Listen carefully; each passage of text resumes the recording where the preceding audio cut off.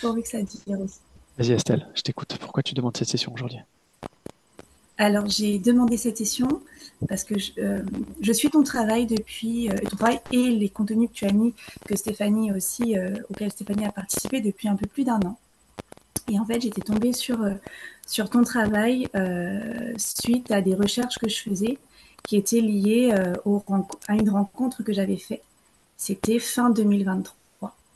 Une rencontre qui m'avait suffisamment chamboulée et suffisamment questionnée pour que je puisse avoir conscience que c'était quelque chose qui n'était pas que c'était pas normal, mais qui était en tout cas très différent de ce que je pouvais avoir eu comme expérience de rencontre ou autre. Et ça m'avait mené sur ce chemin effectivement de diade et de compréhension d'une connexion bien plus grande que ce qu'on peut vivre dans nos quotidiens ici. Et donc j'étais aussi tombée sur tous les contenus qu'il pouvait y avoir, parce que l'algorithme me menait à plein de choses, mais j'ai été très heureuse de découvrir ton travail et de comprendre un peu et de cheminer un peu dans tout ça au travers des contenus que tu avais pu partager et des sessions d'hypnose que tu avais pu partager. Donc une rencontre qui correspond, en tout cas dans toutes les étapes, à ce que tu avais pu décrire toi d'un parcours de diade, de couple sacré. Donc il y a eu une rencontre qui a été très forte en termes de reconnexion. Il y a eu cette période où on a découvert cet amour, cette période de lune de miel qui a duré 3 mois, une séparation qui a été éprouvante, tant on était passé par quelque chose avait l'air tellement vrai. Moi, je pense que j'avais envie, je me sentais enfin à ma place, j'avais l'impression d'avoir existé pour la première fois. Et donc, 1 an et demi de séparation. 1 an et demi de séparation, donc depuis le 30 avril 2024 jusqu'en septembre 2025. Et moi, pendant tous ces 1 an et demi, ce qui a été assez fou, c'est que je suis passée par des phases d'effondrement, 3 grandes phases d'effondrement, où ça a été assez violent d'une certaine façon, parce que je m'y attendais pas du tout, en tout cas à me retrouver dans cet état-là. Mais en dehors de ça, c'est-à-dire il y a eu les effondrements, et sorti de ça, j'ai accepté que ça arrive, et il y a eu beaucoup de choses qui ont changé dans ma façon d'être, dans qui je suis. Je pense que je me suis retrouvée telle que j'étais et telle que j'avais toujours eu envie d'être. Toutes mes croyances, toutes mes connaissances se sont effondrées, et j'ai accepté que ça s'effondre, parce que d'une certaine façon, j'avais l'impression que je commençais à être enfin en paix, mine de rien. Le dernier gros effondrement, c'était au mois de février, parce qu'en fait, au mois de février, j'avais pris la décision que ça suffisait, enfin, qu'il était plus possible que je reste en périphérie de la vie de cet homme. Au départ, je voulais partir, puis finalement, je crois que j'ai dû faire un choix entre qu'est-ce qui faisait le plus mal, ne plus l'avoir dans ma vie, ou maintenir quelque chose, même si je savais qu'à ce moment-là, lui, il était dans sa vie et qu'on ne pouvait pas être ensemble. Pourquoi? Son absence, Pourquoi vous ne pouviez pas être ensemble? parce qu'en fait, moi, j'étais mariée. Enfin, techniquement, je le suis encore, c'est-à-dire qu'on est en train de faire les démarches pour ça. Donc, mariée avec le père de mon fils. Et lui, quand il me rencontre, il débutait une relation avec quelqu'un. Et cette relation qu'il appelait salvatrice, dans le sens où il était plus sur des arguments, en fait, c'est-à-dire qu'il ne voulait plus croire en l'amour et en ce que ça pouvait provoquer chez lui. Il avait choisi une relation sur critères de ce que ça apporte en termes de confort affectif, de sécurité émotionnelle, etc. Et donc la personne qui partageait sa vie à ce moment-là, en tout cas, voulait tellement investir leur relation qu'elle était prête à tout pour ça. Et donc il y avait et puis ce qu'il me dit aujourd'hui, c'est cette idée de ne plus s'investir émotionnellement. C'est une façon de se protéger et de ne plus se retrouver mise à mal. Donc quand il fait le choix de partir, et en fait, c'est même pas de partir, c'est de mettre de la distance entre nous, parce que Ah, ce tout ça. qu'on partageait, Tu me dis, vous avez vécu une lune de miel, comme tu appelles, qui a duré 3 mois, c'est ça? c'est ça. À ce moment-là, il était déjà avec cette autre personne et toi aussi? Ou toi, tu étais déjà séparé? Non, en fait, j'étais pas séparée au sens des choses. Mais dès l'instant où je l'ai rencontré, cet homme, j'étais plus capable d'être en lien avec le père de mon fils. C'est-à-dire que ça s'est bloqué tout de suite. Et donc, il n'y avait plus de contact ni physique, ni machin. Il y a eu vraiment quelque chose. J'ai eu cette espèce d'impression que la vie dans laquelle j'étais installée était presque pas normale au vu de ce que je ressentais pour cette autre personne. Donc, on avait, le père de mon fils et moi, moi j'avais mis une énorme barrière, mais je lui avais pas encore expliqué pourquoi au père de mon fils, parce que même moi j'ai été complètement bouleversée là-dedans. Je comprenais pas pourquoi est-ce que cet homme-là avait provoqué tout ça chez moi. Enfin, donc voilà, j'avais pris mes distances totalement. Donc on vivait ensemble parce que à la base on était une famille, mariée avec un enfant.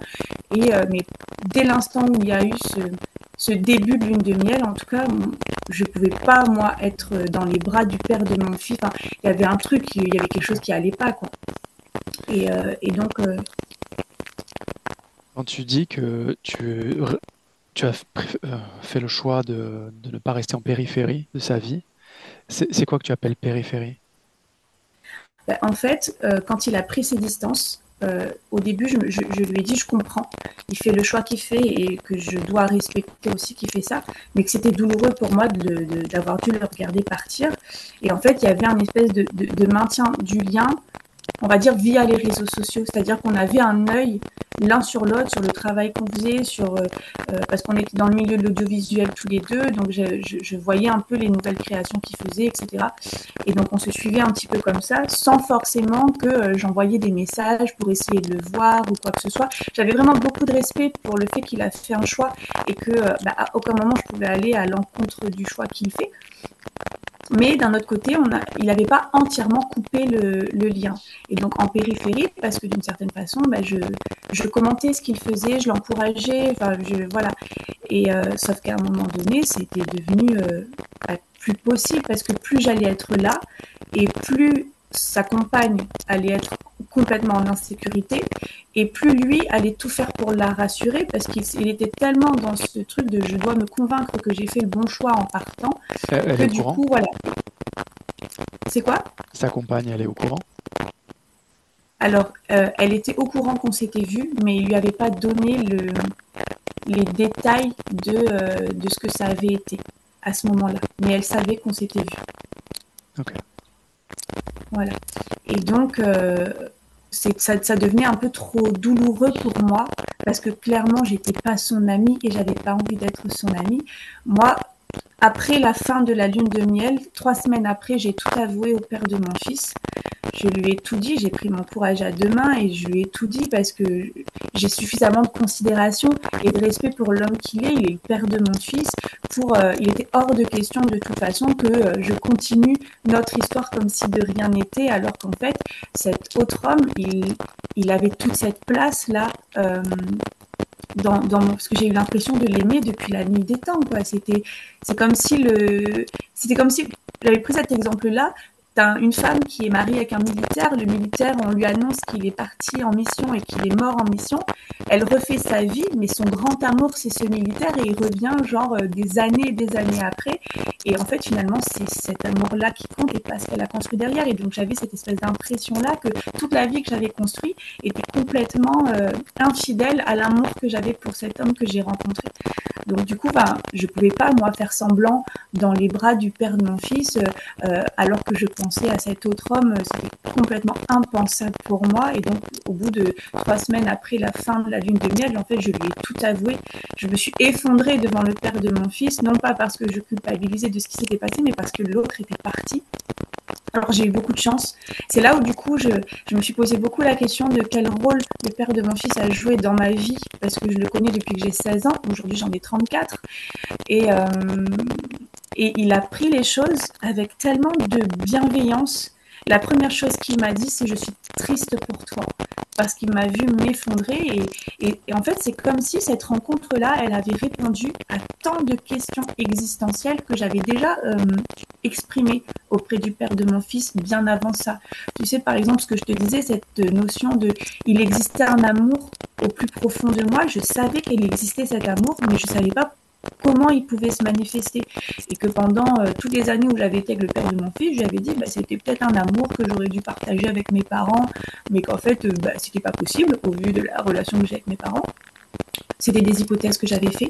Après, je me suis dit peut-être que c'est l'amour qui est là, qui arrivera et qui émanera le jour où je serai maman, en me disant c'est un espèce d'amour maternel qui va jaillir à ce moment-là. Alors, je suis devenue maman, j'ai un amour qui s'est créé pour mon fils, mais c'était pas celui-là. Et en fait, cet amour-là qui existait en moi, il a jailli au moment où je me suis retrouvée où je me suis plongée dans les yeux de cet homme.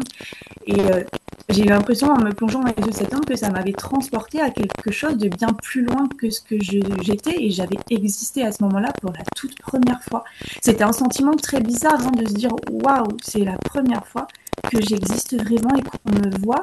Et c'est toute la carapace, tu vois, je me suis retrouvée quand tu parlais de faux selfie, toute cette espèce de carapace que j'avais créée après toute la maltraitance que j'avais eue quand j'étais ado, cette espèce d'armure, c'est comme si lui, juste parce que je me suis plongée dans ses yeux, cette armure, elle avait plus de raison d'exister, tout s'était effondré, toute cette espèce de carapace, elle était tombée à ce moment-là. Donc le père de mon fils a été d'une gentillesse incroyable, il a accepté les choses, même si ça a été très dur. On a fait le choix de ne pas précipiter la séparation uniquement parce qu'on savait qu'on allait se mettre en difficulté et que deux parents en difficulté, c'est un enfant derrière qui est malheureux et qui va être anxieux ou autre. Et pour nous, notre histoire, elle est aussi autour de l'intérêt suprême de notre fils, c'est-à-dire que c'est important pour nous que notre fils se sente bien.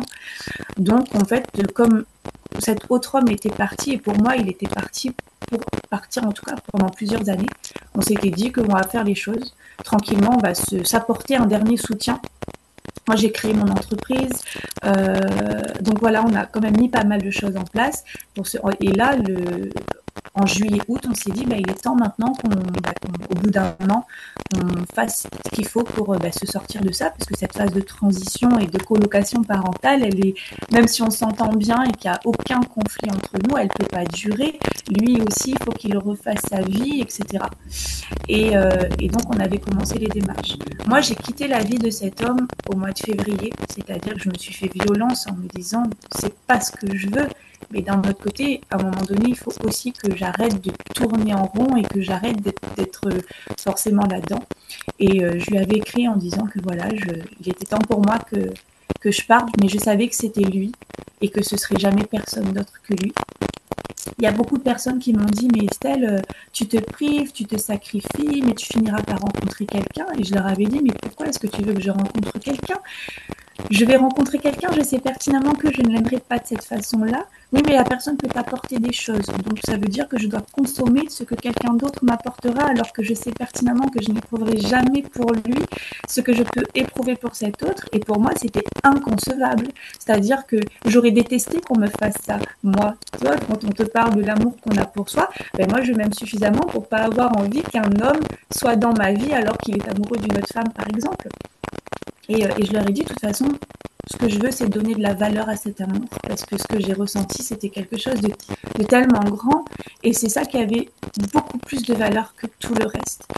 Et je m'étais dit que j'ai connu la relation au sens de ce qu'on construit. J'ai eu beaucoup de chance de pouvoir construire quelque chose dans des conditions qui étaient quand même chouettes, même si j'étais pas vraiment moi pleinement au travers de cette relation, mais j'ai jamais été maltraitée, j'ai jamais été voilà, j'ai connu ce que c'était la relation au sens de ce qu'on construit, et j'ai connu ce que c'était l'amour au sens de ce qu'il y a de plus grand, au plus profond de moi. Et donc, si ça ne se fait pas, c'est que peut-être j'ai d'autres choses à vivre dans cette vie qui ne relèvera peut-être pas de la relation avec quelqu'un. Et en fait, je me suis dit ça. Après avoir pendant plusieurs mois, avoir essayé de mentaliser toutes sortes de red flags en me disant c'est pas lui, Estelle, avance dans ta vie. Mais en fait, je les avais pas, les red flags, je les trouvais pas parce qu'il m'a jamais fait de mal, il m'a jamais dit de méchanceté, cet autre homme.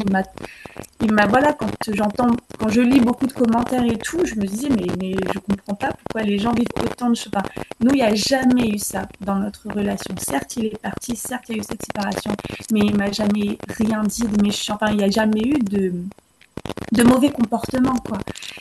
Et le mois dernier, donc mois de septembre, Donc moi, j'étais à fond dans mon entreprise. J'avais déjà rencontré une avocate pour sortir du mariage avec le père de mon fils, etc. On avait déjà entamé le fait de faire chambre à part, etc. Vraiment, on commençait à baliser les choses. Et c'est là où je suis assez surprise. Je reçois un message d'une nana qui est en Australie et qui me demande si je suis connectée et si j'habite à La Réunion. Et je lui dis oui, je suis à La Réunion. Elle me demande si elle peut m'appeler et je lui dis je m'apprêtais à partir travailler. Je lui dis laisse-moi 20 minutes, dans 20 minutes tu pourras m'appeler. Et elle m'appelle et elle entend juste le son de ma voix, elle s'effondre en larmes au téléphone. Alors je la connais pas du tout, quoi. C'est une nana on était en lien sur les réseaux, je suivais ses contenus, mais sans trop, enfin il n'y a jamais eu de rencontre vraiment. C'était des réactions comme je pouvais réagir toi à ce que tu pouvais mettre, etc. Il n'y avait pas de volonté en tout cas de faire connaissance avec la personne. Et elle me parle d'une situation familiale compliquée et elle me donne le nom, je lui demande le nom des personnes dont elle me parle et je lui dis mais attends, tu es en train de me parler des parents donc de cet autre homme. Et puis elle s'effondre parce qu'elle découvre que je connais son frère. Et donc là, je me dis, mais univers, qu'est-ce que tu es en train de faire de moi? Comment je peux, moi, tout d'un coup, me retrouver au cœur de la vie de cet homme-là comme ça? Et donc, je me suis retrouvée pendant plus d'une semaine à, elle, l'étayer, à essayer de dégrossir les choses dont elle était en train de me raconter et tout. Et puis, j'ai fini par lui dire, écoute, il y a quelque chose quand même qui me dérange dans l'idée de connaître autant de choses d'une situation familiale aussi compliquée. Et que ce soit sa famille à lui, du coup, et qu'il ne le sache pas. J'avais un peu cette impression de faire des choses dans son dos, et donc je lui dis, sereinement, est-ce que tu peux juste lui dire que tu m'en as parlé ? Et voilà. Et puis je me suis demandé, mais si je me retrouve à cet endroit-là, c'est peut-être parce que j'ai un truc à jouer à cet endroit-là. Peut-être que toutes les compétences qui sont les miennes et que j'ai accumulées pendant mon parcours de vie devaient peut-être servir à cet endroit-là. Et je lui renvoie un message en lui disant que voilà, je sais que maintenant il est au courant que elle s'est confiée à moi. Je lui ai dit que mon cœur était avec lui au vu de la situation compliquée et que si je pouvais lui apporter ce que j'ai apporté à sa sœur, je le ferais. Et voilà, mais sans forcément chercher l'envie de le revoir dans un contexte plus intime. Je me suis dit c'est peut-être juste mes compétences et mon savoir qui devaient servir à cet endroit-là. Et en fait, on se revoit. Il me propose qu'on se revoie.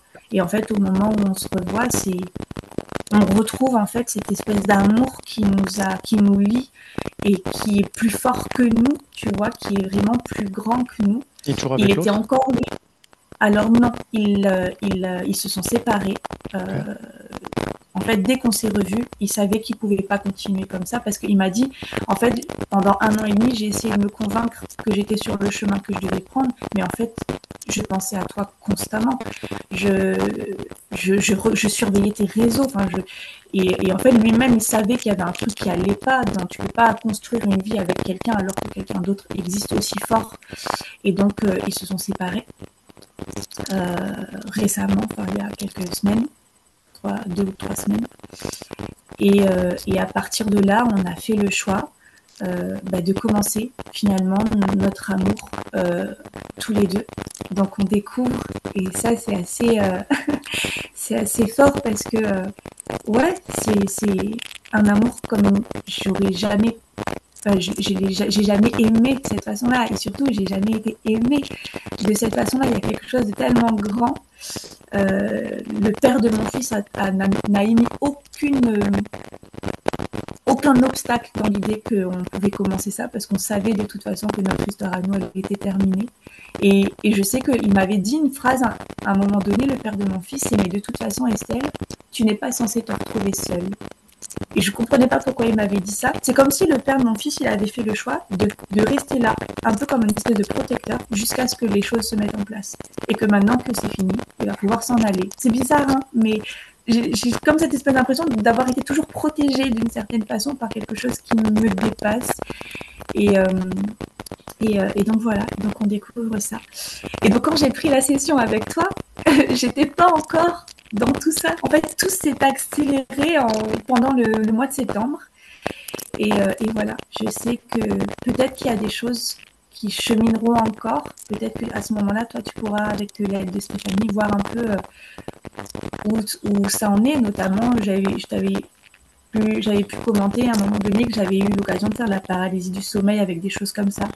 Là, je sais que lui et moi, on a par exemple, on n'a pas encore réussi à retrouver des heures de sommeil normales. Parce que moi, depuis que je le connais, je dors plus correctement. J'ai l'impression d'être éveillée constamment. Au départ, je voulais pas dormir parce que je rêvais de lui tout le temps et que j'aimais pas ça. Mais voilà, donc voilà, voilà un petit peu où j'en suis maintenant aujourd'hui. Ok. Et Écoute, bon, du coup, j'en conclus que tout va bien. écoute, oui, On va aller je voir pense que ce qu'on trouve en hypnose et puis on fera ce qu'il y a à faire, mais il n'y a pas, voilà, il y a pas de direction précise vu que le pourquoi tu as demandé la session, ça s'est réglé tout seul.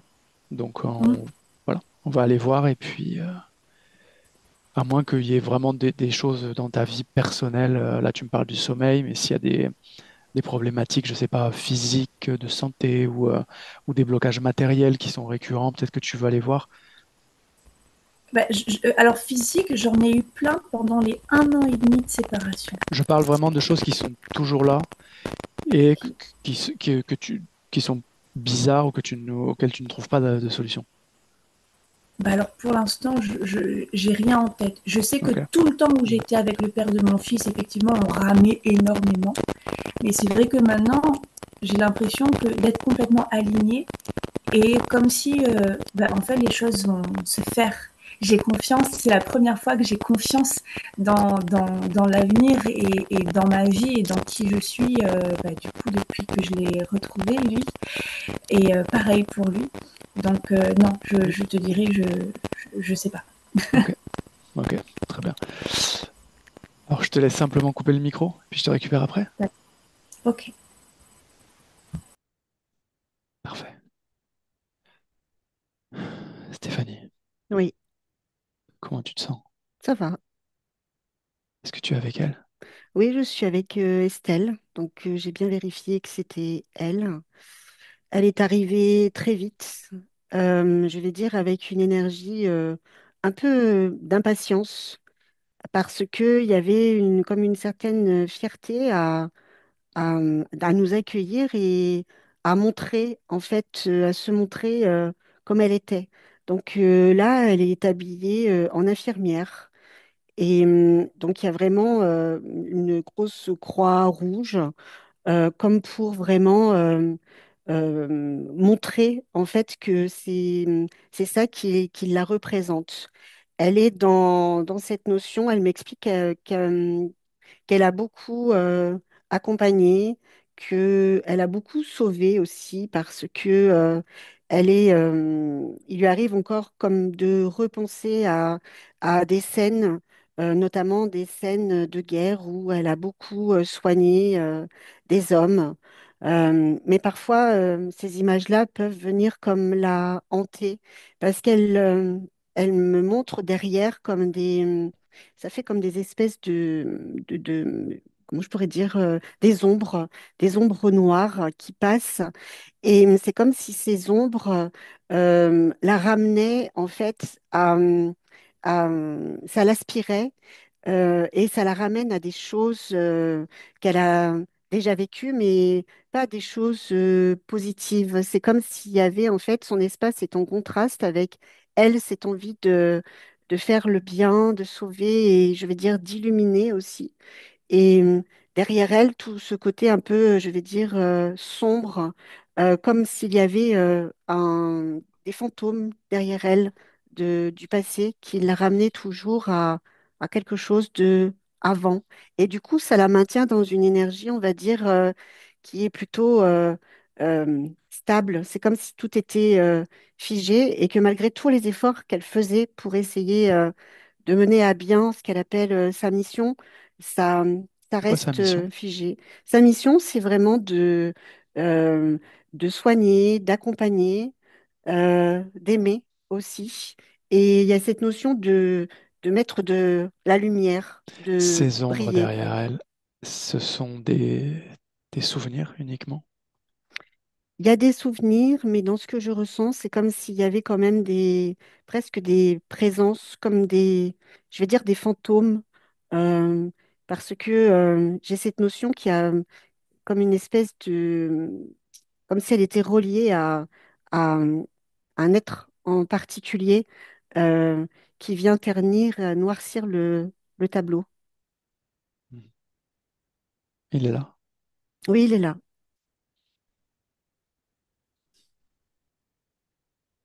Est-ce qu'elle le voit?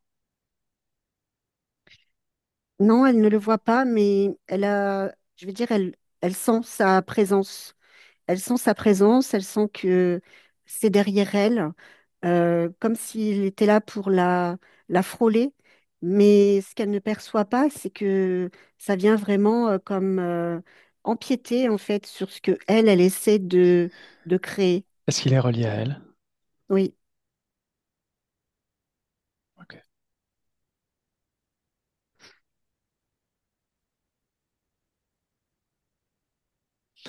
Demande-lui pourquoi elle nous fait venir.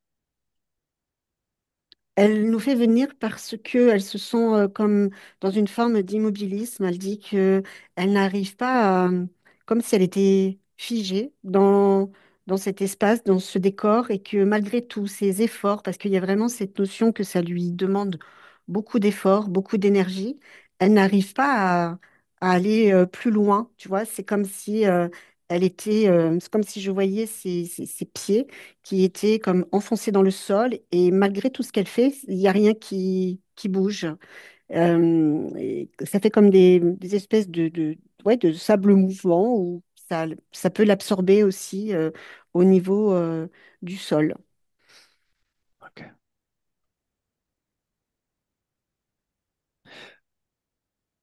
Qu'est-ce qu'elle pense de cette présence-là dans son espace? Elle n'en pense rien. Elle, tout ce qu'elle perçoit, c'est comme si elle devait juste faire davantage d'efforts pour se détacher et pour être libre. Parce qu'elle sent qu'elle n'est pas complètement libre. Elle sent qu'effectivement, elle est comme rattachée Tu me à laisses parler quelque avec elle? chose. Oui, Ok. Je parle directement avec Estelle. Estelle, oui, dis, oui, tu veux être libre? oui. Pourquoi tu ne l'es pas? Je sais pas, j'y arrive pas. Pourtant, j'essaie. J'essaie vraiment de faire de mon mieux, de toujours faire bien, de toujours être tournée vers, je vais dire, la lumière, ma lumière, mais je sais pas, j'ai comme l'impression que quelque chose me retient, me fige sur place et je ne sais pas ce que c'est, je ne sais pas d'où ça vient, mais tout ce que je sais, c'est que je dois faire encore davantage d'efforts. C'est sombre derrière toi. Qu'est-ce que c'est? Je sais pas, Bah, retourne-toi et regarde. Qu'est-ce que c'est? je n'aime pas du tout, je n'aime pas du tout ce que je vois parce que c'est sombre. C'est peut-être même effrayant. Qu'est-ce que ça fait là? Et ça, c'est tout ce que j'ai tenté de fuir, tout ce que je veux fuir. Et c'est quelque chose dont, non, je veux plus, je veux plus. Pourquoi? Pourquoi tu veux fuir? Parce que c'est trop douloureux, c'est trop euh, imprégnant, c'est triste, c'est... Non, je veux Qu'est-ce que plus c'est? C'est des ça. choses que tu as traversées, que tu as vécues? Oui, c'est des choses que j'ai vécues et c'est des choses où je me suis très souvent perdue. Si je repense à ça, j'ai simplement l'impression d'avoir l'écho de moi, mais je ne me vois pas ici. Donc là où je suis bien, mais Est-ce que tu c'est vois, du présent? je je sais pas. Je Ce que pense tu que fuis, qu'est-ce que c'est? C'est du présent ou c'est du passé? je dirais les deux, dans le sens où j'ai l'impression que ce passé et ce présent se sont comme rejoints pour me faire revivre les mêmes douleurs et ressentir les mêmes choses. J'ai l'impression de refuir toujours les mêmes choses, en fait. Et là, ce que j'essaie vraiment de faire, c'est de construire quelque chose qui va me permettre justement d'être simplement tournée vers la lumière, vers la beauté de après. Mais ça colle, ça me colle encore comme si c'était collé à ma peau, comme si quelque chose me venait toujours m'aspirer, comme si ça tentait de venir ternir ce que j'essaye moi de construire. Mhm. C'est Mais quoi ça, je veux pas. l'émotion principale là-dedans? C'est quoi? Les angoisses, beaucoup d'angoisse, beaucoup de peur Par rapport à quoi? d'inexister. Tu vois, si je me retourne, en fait, je ne vois que des silhouettes. Dans ces silhouettes, je sais qu'il y a aussi ma silhouette, mais de ce côté-là, je n'ai plus rien.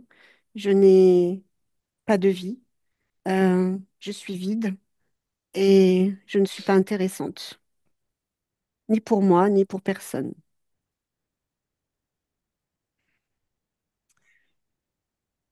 Ok. Est-ce que tu as déjà vécu des situations dans lesquelles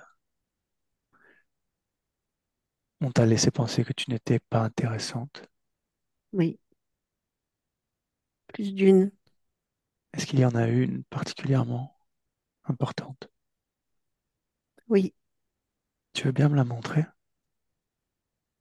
oui, Ok, on y va maintenant. oui, j'y suis. Je suis assise en tailleur. Je suis devant un feu et je suis là, mais c'est comme si tout le monde s'agitait à côté de moi, mais que moi, je me sentais très seule. J'ai l'impression que on m'a posée là, mais que personne ne prête attention à moi, ne prête attention à mes émotions. Je dis mes émotions parce que dans cette vie-là, elles ont été très intenses, très présentes. Elles m'ont traversée et elles m'ont même parfois presque électrocutée, dans le sens où le fait de ressentir tout et notamment d'avoir cette sensation d'être inexistante parce que dans les yeux des autres, tu n'as pas ce reflet de toi-même. Et pourtant, je me suis toujours appliquée à vouloir bien faire les choses, à être attentive à chacun, à consoler aussi. J'ai beaucoup consolé ma mère, j'ai beaucoup consolé aussi ma sœur. J'ai été à l'écoute de tout le monde, mais dans cette écoute, je n'existais au travers de cette écoute. Sinon, je n'existais pas, c'est-à-dire que personne ne prenait, ne pouvait mesurer ce que moi je portais à l'intérieur de moi. Parce que ce qu'il faut savoir, c'est que tout a été le- vécu dans l'émotionnel. Et non seulement je devais gérer mes émotions, mais je gérais aussi celles de mon entourage proche. C'est-à-dire que lorsque j'aime quelqu'un, lorsque j'ai j'ai comme cette impression de disparaître euh, à l'intérieur de lui. Et c'est là où je ressens cette inexistence parce que si je ne fais pas ça, je n'ai rien, je ne suis rien et je n'existe pas dans leurs yeux. Je suis très souvent, on m'a dit que j'étais celle qui apaisait, qui guérissait aussi, qui avait une oreille attentive. Mais moi, tout ce que je perçois là maintenant, c'est que je me suis comme accrochée, euh, j'ai comme matérialisé, je vais dire, des liens avec toutes ces personnes soit qu'ils faisaient partie de ma famille, soit qui étaient dans mon cercle proche, et que dans chacun d'eux, j'ai pu y déposer comme des parties de moi. C'est comme si je m'étais émiettée en voulant être là pour leur apporter ce que je pensais être juste, être bon. Et j'ai fini comme par ne plus savoir ni à quoi je ressemblais, ni qui j'étais vraiment. Je n'avais qu'une enveloppe corporelle, mais à l'intérieur, je ne savais plus qui j'étais. Et ressentir ce vide, c'est ressentir justement cette inexistence, d'avoir existé, mais on ne sait plus pourquoi, on ne sait plus ce qu'on fait là, et on se perd. Et c'est là aussi où on commençait à naître comme des angoisses à l'intérieur de moi, comme si le fait de ressentir ce vide n'était pas normal et que je me perdais. Je perdais presque toute substance, mais aussi mes propres émotions. Je... Il n'y avait plus rien, en fait, qui pouvait réellement m'appartenir à moi-même. Reviens dans le présent. Oui, À quel endroit de ton corps ça résonne le plus, ça? ça résonne vraiment au niveau de ma poitrine. C'est comme si on m'avait dépecé, qu'on m'avait arraché le cœur et qu'on l'avait presque grignoté, jusqu'à ce que moi, je ne me ressente plus en vie, comme s'il n'y avait plus rien qui battait à l'intérieur de moi. Est-ce que tu sais que tu peux t'en débarrasser? Non, je ne sais pas. Tout ce qui te compose, c'est de ta responsabilité. Ça veut dire que tu peux tout enlever, tu peux tout remplacer, tu peux faire exactement ce que tu veux. Si quelque chose te dérange, si quelque chose dans l'espace-temps dans lequel tu es n'a rien à faire là parce que ça appartient à un autre espace-temps, tu peux simplement t'en débarrasser. Ah bah alors, je veux bien. Par contre, j'aimerais que tu m'expliques comment je peux faire pour reconstruire ce qui est à l'intérieur de moi. Parce que ce cœur, il est comme vraiment attaqué, comme s'il avait été, comme je te dis, comme grignoté. C'est comme s'il y avait des trous à l'intérieur. Et dans ces trous, c'est comme s'il y avait le vide et l'inexistence. Il y a le vide parce que tu y as cru.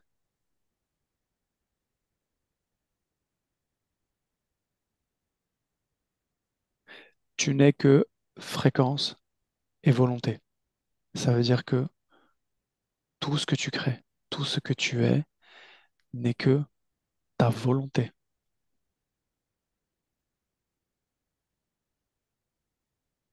Il suffit que tu cesses de croire à quelque chose et que tu décides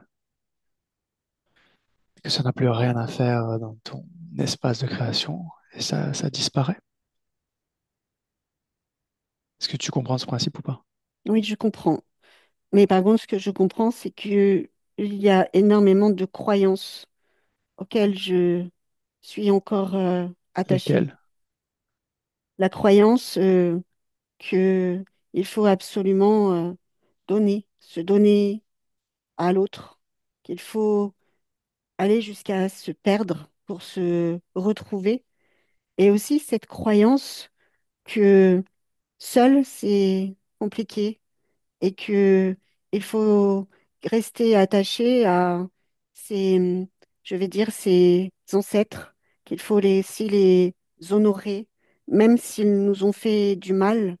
Il faut tout de même qu'ils conserver leur mémoire, comme si c'était des guides, comme si c'était des présences euh, bénéfiques. Du coup, Mais ces, ces croyances-là, est-ce que tu as envie de les conserver? non, Est-ce que tu sais non, d'où elles viennent?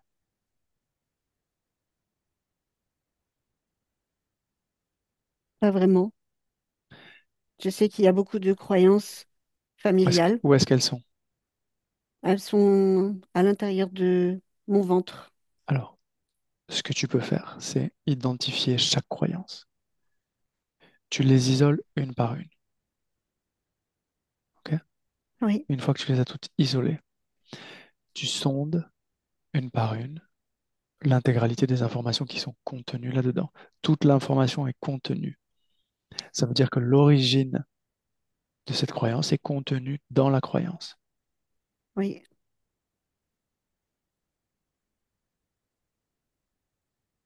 Je veux simplement que tu récupères consciemment le souvenir de l'origine de cette croyance. oui, je l'ai. Ok. Tu les as toutes? Oui, je les ai toutes. Bien. Maintenant que tu as l'information, tu peux décider de t'en débarrasser. Oui, je m'en débarrasse. Ok. Comment tu fais? Ben, j'arrache tout parce que c'est comme si chacune d'entre elles était reliée à moi par un fil et qu'au centre, je voyais comme cette, cette figure, cet archétype qui est là et comme s'il dominait tout ça en fait, comme s'il avait fait rentrer tout ça à l'intérieur de moi parce qu'il avait voulu me faire croire que j'étais petite, impuissante et que j'aurais toujours besoin d'être connectée à l'autre, à ses émotions, à ses sentiments pour me sentir exister moi. Donc je retire tous ces fils un par un et cette figure-là que je vois, eh bien je la dégage aussi, je l'enlève et je la fais partir. Elle ne fait plus partie de moi et c'est très libérateur. Ok. Où sont les ombres?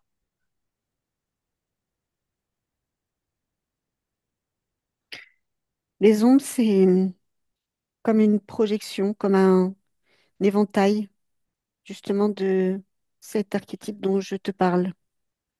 C'est comme s'il avait laissé en moi de la peur que si je n'étais plus reliée à tout ça, comme si tous ces souvenirs, entre guillemets, ces mémoires étaient indispensables à ma survie.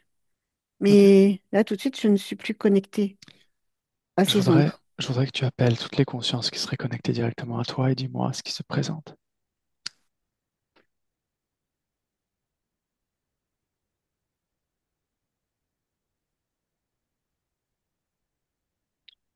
J'ai pas, c'est plus des, c'est plus la peur d'être jugée. C'est comme s'il y avait des yeux qui étaient posés tout autour de moi.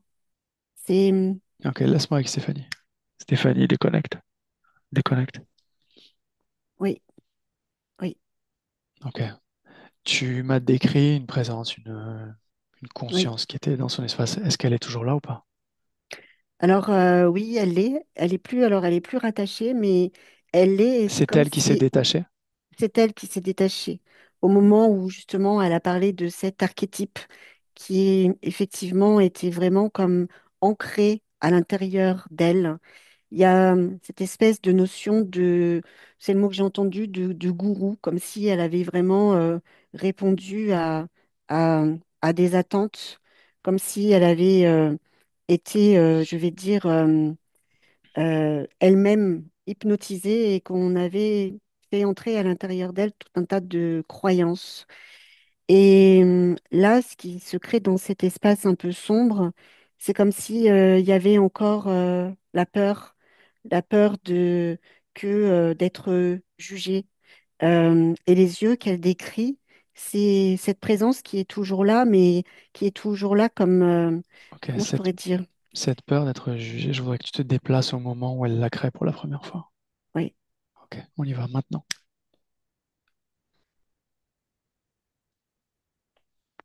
j'y suis. Et en fait, je la vois, elle est effectivement jugée.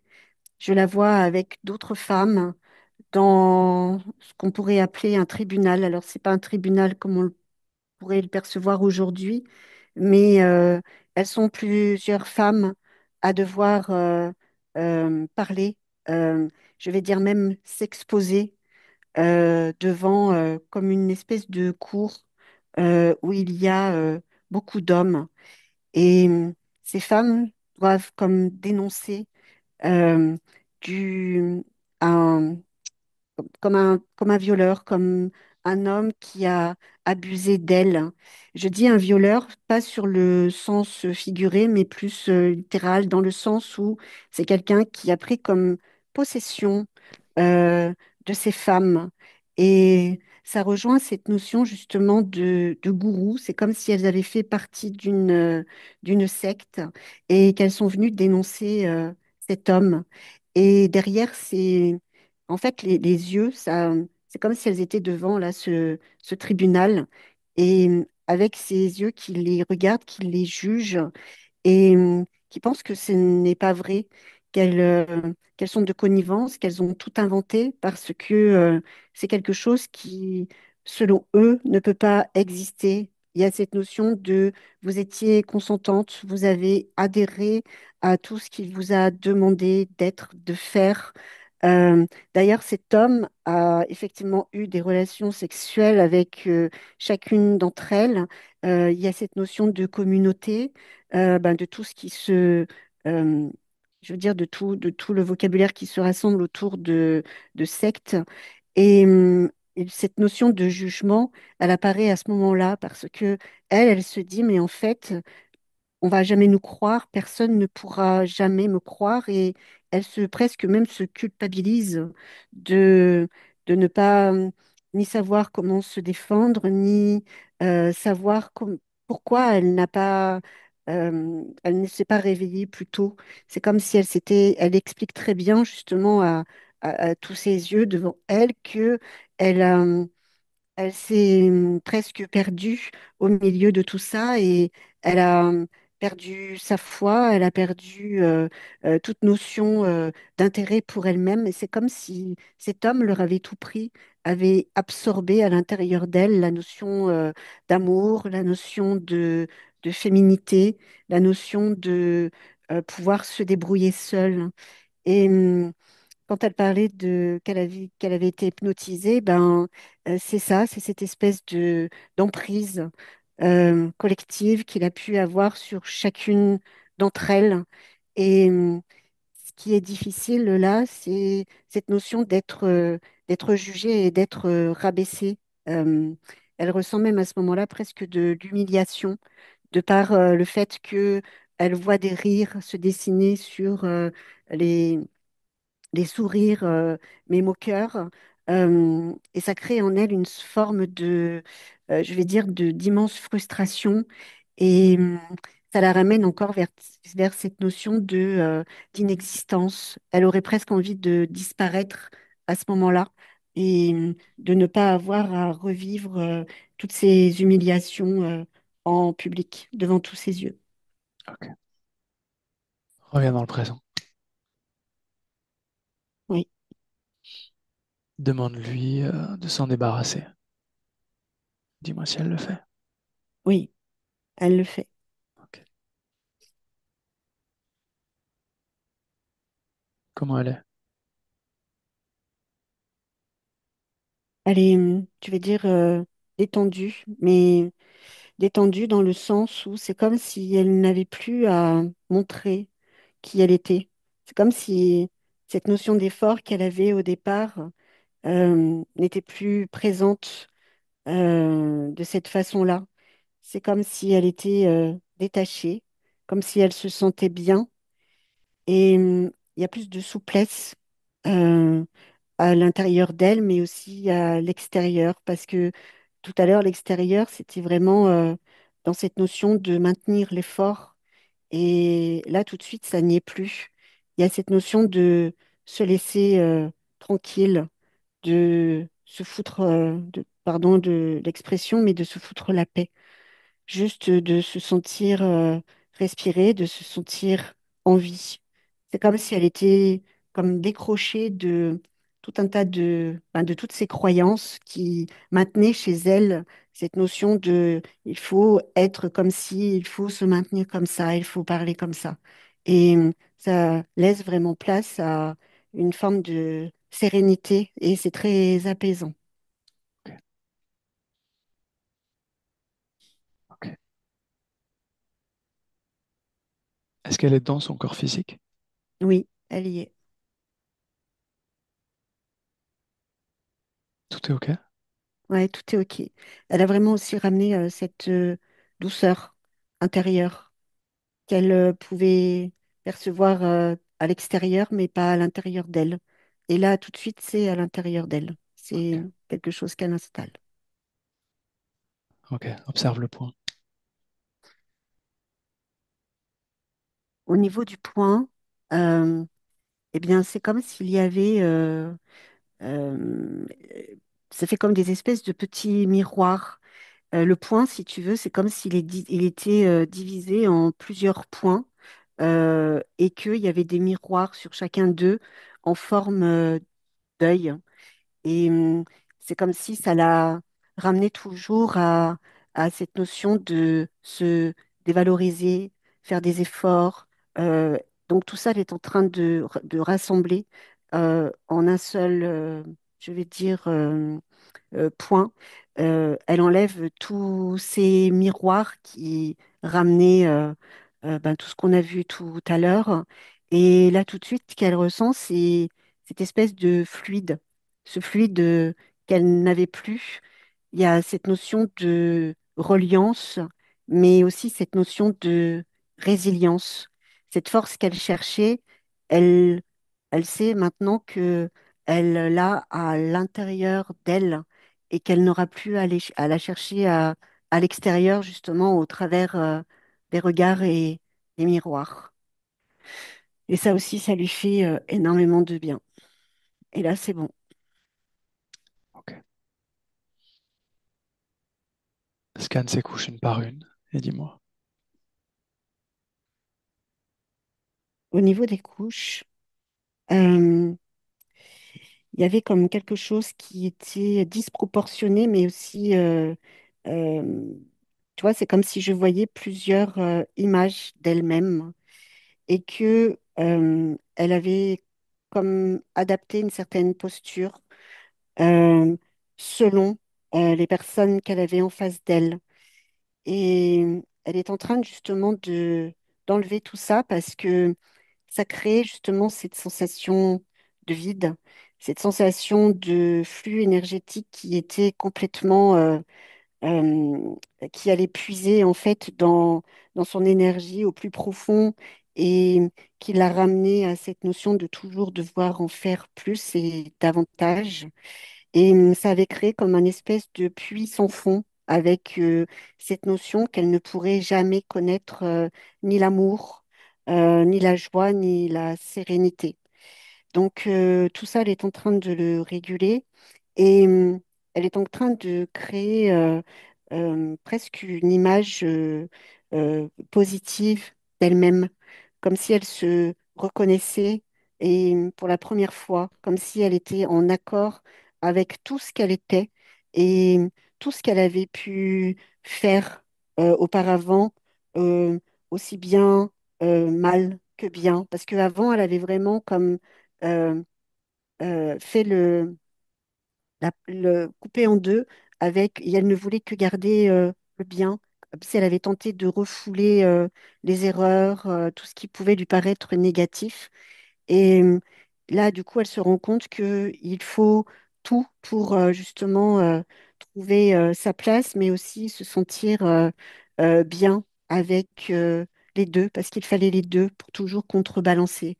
Et là aussi, elle est en train d'installer quelque chose qui justement ne fait plus, ne scinde plus les deux, mais parce que là, aujourd'hui, elle se sent beaucoup plus intense, elle vibre beaucoup plus haut, beaucoup plus fort. Et elle sait qu'elle arrivera à faire la part des choses.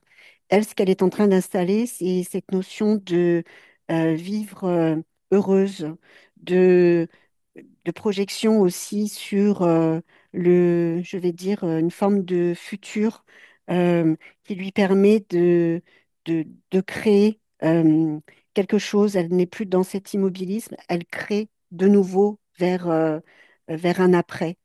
Et ce qui fait que ces couches sont en train de s'ajuster et que toutes les protections, tous les verrous qu'elle avait pu mettre en place, elle est en train aussi de les retirer parce que elle est comme confiante, elle a confiance, elle se fait confiance et elle sait que elle est capable de beaucoup de choses et notamment de recevoir.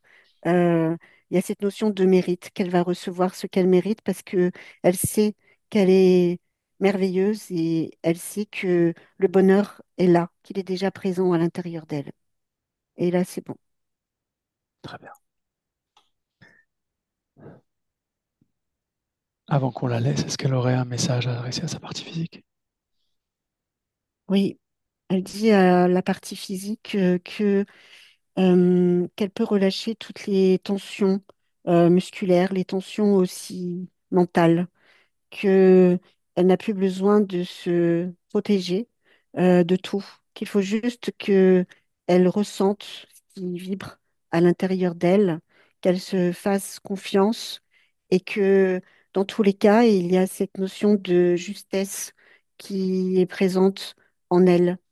Elle lui dit aussi que dans son centre, il y a son intuition et que ce centre-là est très intense, mais qu'il va falloir aussi qu'elle apprenne à s'en servir juste pour elle-même, sans avoir à tout absorber au travers de ce qu'elle peut ressentir sur le plan émotionnel. Que chacun est responsable de ce qu'il vit et que là, elle doit se focaliser sur elle, sur ce qu'elle a envie de faire aujourd'hui. Parce qu'il y a des choses beaucoup plus grandes et beaucoup plus intenses qui vont arriver jusqu'à elle. C'est comme si elle voulait lui montrer que il n'y a pas que ce corps, mais il y a comme une espèce d'immensité autour d'elle qui vibre tout autour d'elle, qui est en train de se créer. Et c'est tout. Ok. Est-ce qu'on peut la laisser? Oui, on peut. Bien. Tu te déconnectes. Et je compte maintenant de 1 à 3, et à 3, tu reviens dans le présent parfaitement réveillé. À 1, tu es déconnecté complètement de tout et de tous.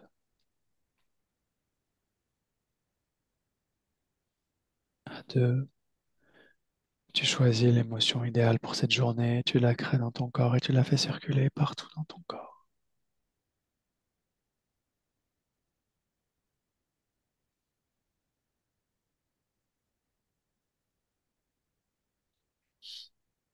Et à 3, quand tu es prête, tu peux ouvrir les yeux. 3. Oui, c'est bon. Comment tu te sens? Ça va, je t'en remercie. Ok. Estelle, tu peux rallumer ton micro.